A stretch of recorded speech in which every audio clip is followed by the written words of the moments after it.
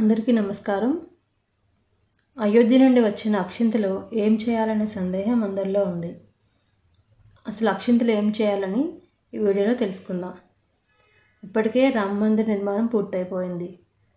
జనవరి 22వ తారీఖున ఈ కార్యక్రమానికి ముహూర్తం ఖరారు చేశారు. ఇప్పటికే దేశంలో ఉన్న ప్రముఖులందరికీ ఆహ్వానాలు అందిపోయాయి.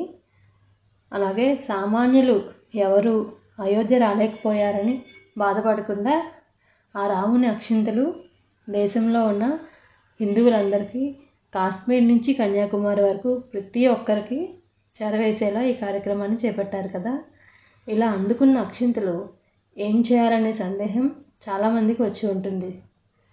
అయితే ఈ అయోధ్య క్షేత్రం నుండి అందిన అక్షింతలు మన ఇంట్లో ఉన్న కొన్ని అక్షింతలతో కలుపుకొని జనవరి 22వ తారీఖున ఈ ప్రతిష్టాపన కార్యక్రమం జరిగేంత వరకు ప్రతిరోజు మన ఇంట్లో శ్రీరాముని పటం వద్ద శ్రీరామ జయరామ జయ జయ రామ అంటూ 108 సార్లు జపిస్తూ పూజలు చేసుకుందాం. ఇలా చేసుకొని విగ్రహ ప్రతిష్ట కార్యక్రమం జరిగిన తర్వాత ఆ అక్షింతలు శ్రీరాముని ఆశీస్సులుగా భావించి మన నెత్తిపైన చల్లుకోవాలి. మిగిలిన అక్షింతలను భద్రపరుచుకొని మన శుభదినాలు ఉంటాయి కదా, పుట్టినరోజులు, పెళ్లిరోజు వేడుకలు, అలాంటప్పుడు వాడుకుందాం. ఈ రాముని అక్షింతలు అందని వారు ఎవరు బాధపడాల్సిన పని లేదు.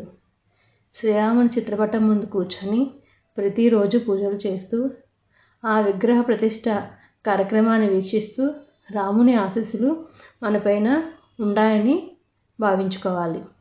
జగదభిరాముడు రఘుకుల సోముడు పురుషోత్తముడు ఆ శ్రీరాముడు మన భవ్య మందిరంలో దివ్య దర్శన భాగ్యం ఇవ్వబోతున్నాడు.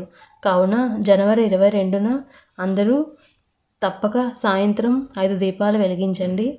2 దీపాలు పూజా మందిరంలోనూ, 2 దీపాలు గడప దగ్గర, 1 తులసికోట దగ్గర పెట్టండి.